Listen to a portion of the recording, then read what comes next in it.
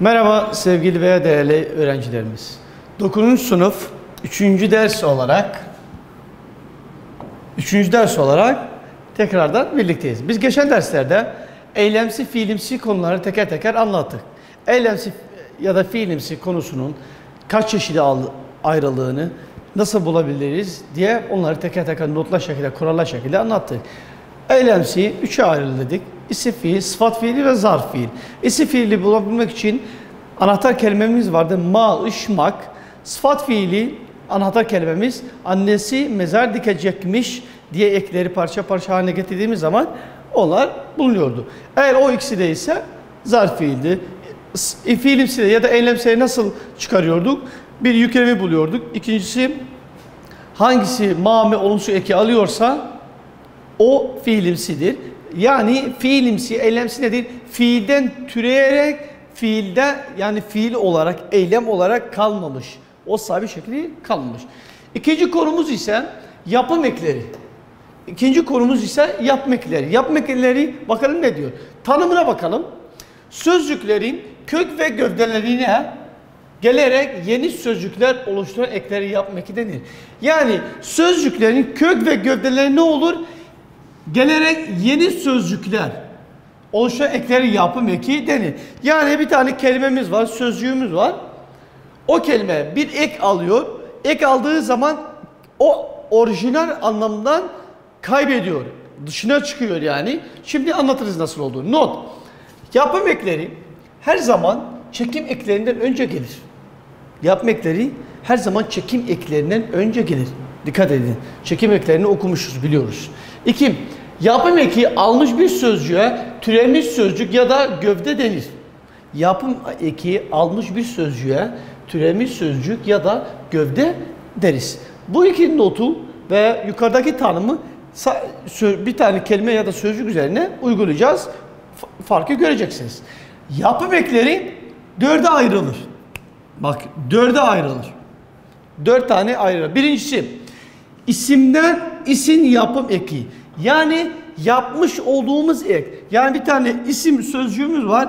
Ek aldığı takdirde isim olarak devam ediyor. Biz onu ne diyoruz? İsimden isim. Adtan ad yani dikkat. İkincisi isimden fiil. Bak bir tane fiil isim sözcüğümüz var. Ek aldığı zaman fiil olarak devam ediyor ya da bildiriyor. 3. Fiilden fiil. Bak fiilden fiil yapım ekleri. Fiille başlıyor, fiille bitiyor. Diğeri fiilden isim yapım ekleri. Yani bir tane sözcüğümüz var. Fiildir.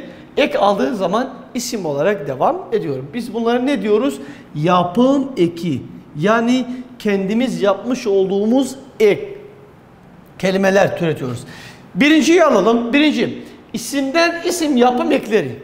Bak isimden isim yapım ekleri. Tanımına bakalım. İsim tabanlarında yeni anlamlı başka isimle türemede kullanılan eklerdir. Bak isim bir kelimemiz isimdir, addır. Yeni anlamlar. Yani ne dedik biz yapım eklerinde? Yapım ekleri bir tane kelimemiz var. Bir ek aldığı zaman o anlamdan dışarı çıkıyor. Dikkat edin arkadaşlar. Yani o anlamı yitiriyor. Başka bir anlama geçiyor. Yeni anlam başka isimler türemede kullanılan eklerdir. İşlek olarak kullanılanlardan bazıları.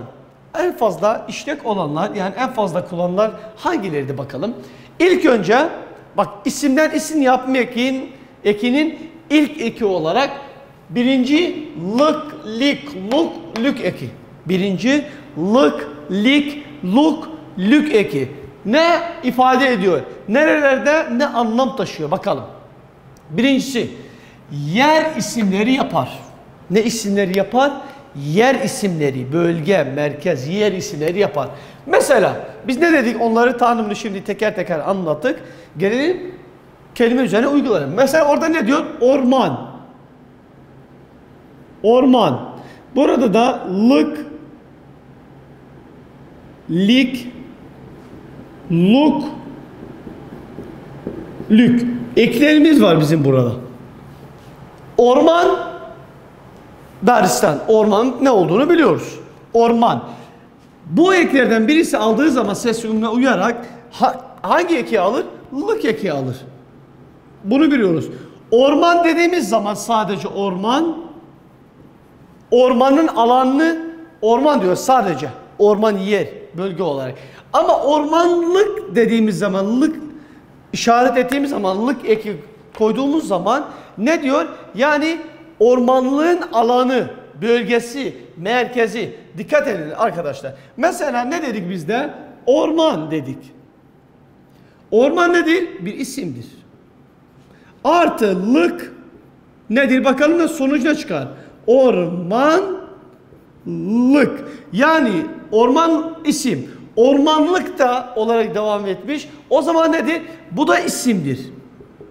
Yani ne diyor? Bu isim olarak devam ediyor. Yani isimden isim yapım eki.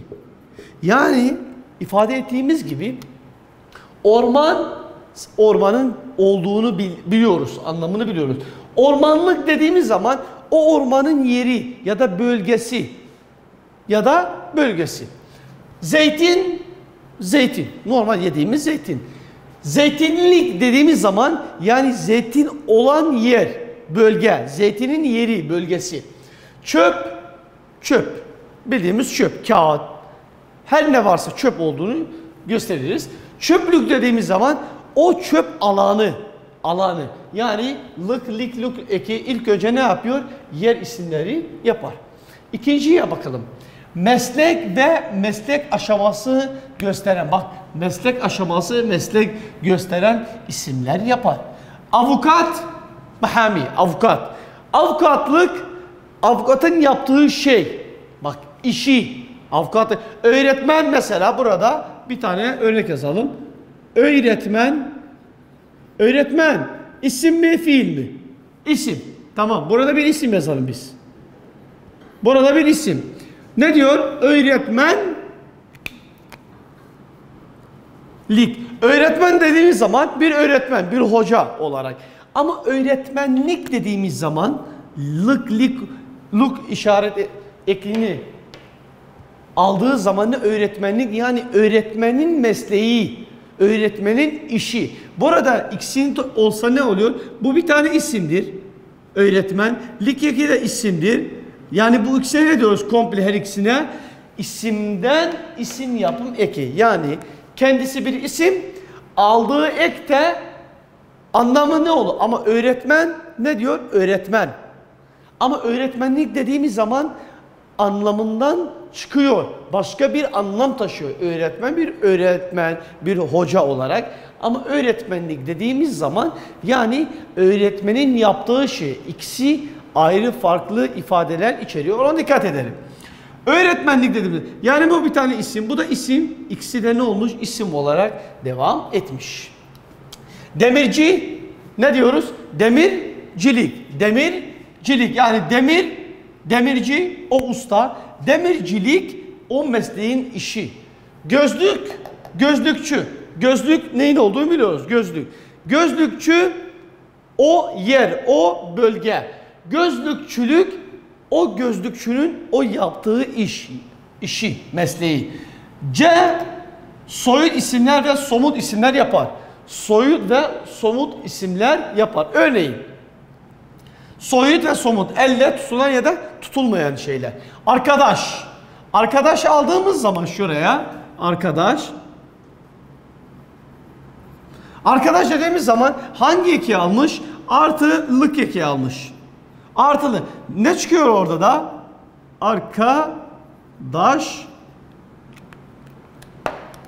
Arkadaşlık.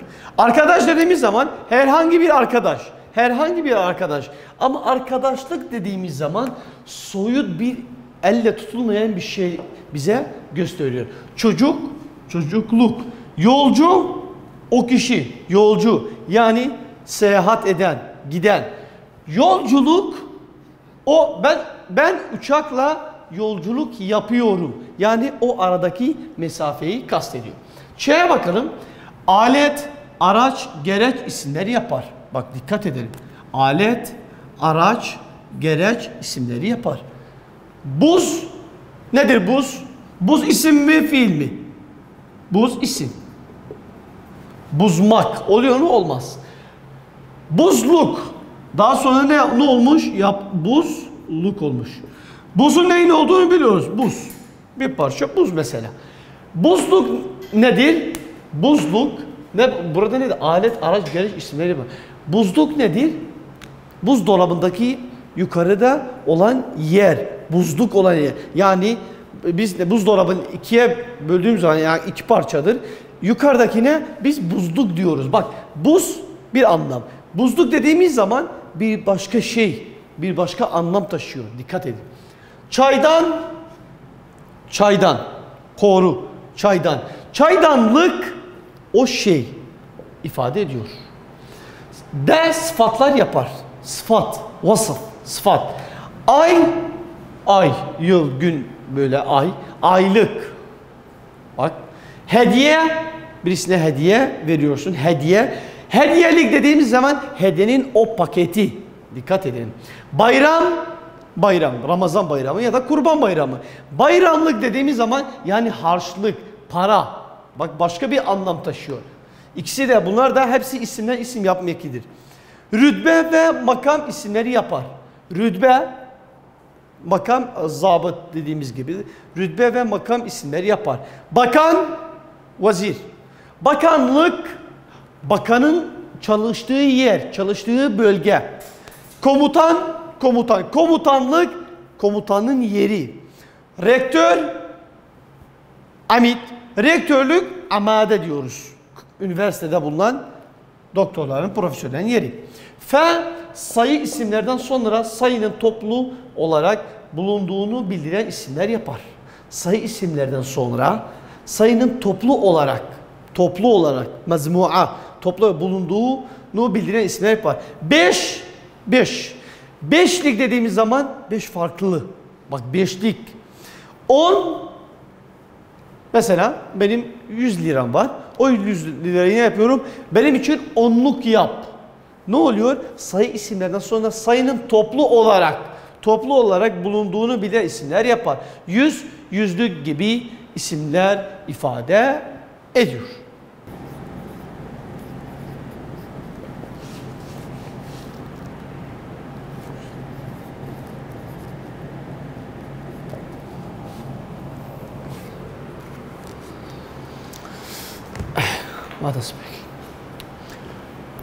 Evet arkadaşlar, yapım eklerinden aynı şekilde lık, lik, luk, lük ekleri, onun devam olarak lık, lik, luk, bir de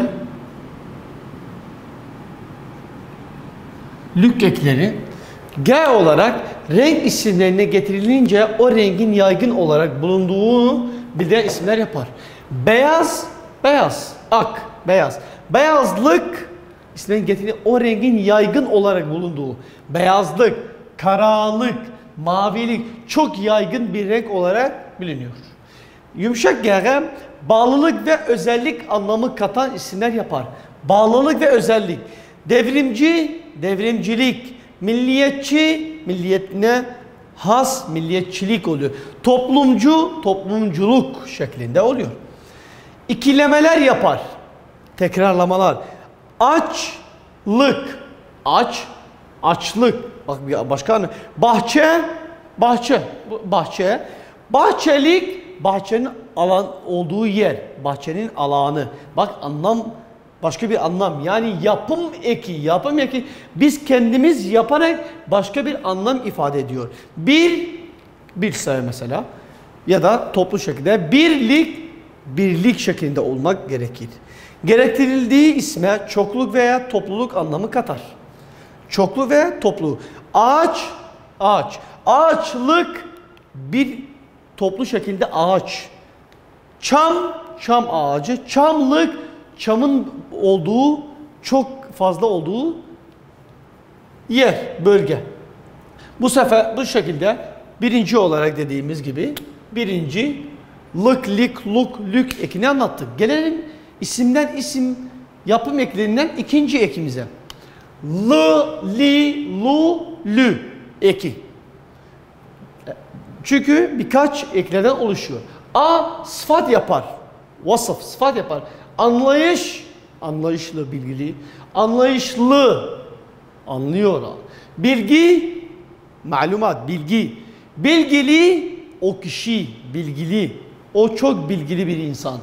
Renk, renk, herhangi bir renkli, rengarenk, renkli. Bir yere aitlik, bağlılık anlamı katar.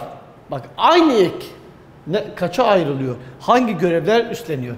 Bura, buralı, buraya ait. Yani ait olduğu yer. Mahalle, mantıka, mahalle. Mahalleli, bu mahalleye bağlı, ait. Köy, kasaba, köy. Köylü, o Ahmet köylü. Mesela öyle diye anlatılıyor. Yaygın olarak kullanılmayan kök ve gövdelerle kalıplaşmış olarak sıfat görevli kelimelerde bulunur. Alımlı, pahalı. Bakın yaygın olarak kullanılmayan kök ve gövdelerle, yani kendi tek başına hiçbir anlamı taşımayan kök ve gövdelerle kalıplaşmış olarak sıfat görevli kelimelerde bulunur. Kendi tek başına anlamı yok ama ek getirildiği zaman hiçbir anlamı yok. Pahalı dediğimiz zaman yani bir şeyin pahalı olması. Sözlü, birisine söz verme. Sözlü, sınav, sözlü olarak mülakat şeklinde oluyor. İkileme kurar. Tekrarlama, ikileme. Yeşilli. Şanlı. Geceli. Başlı. Burada örnek bir gösterdiğimiz zaman paha böyle dediğimiz zaman bir isim. Artılı ne olmuş? Pahalı. Bak paha isim, bu da isim. O zaman nedir bu? İsimden isim yapım eki. Niye? Burada mahalle örneği göstersek mahalle artı li ne olmuş?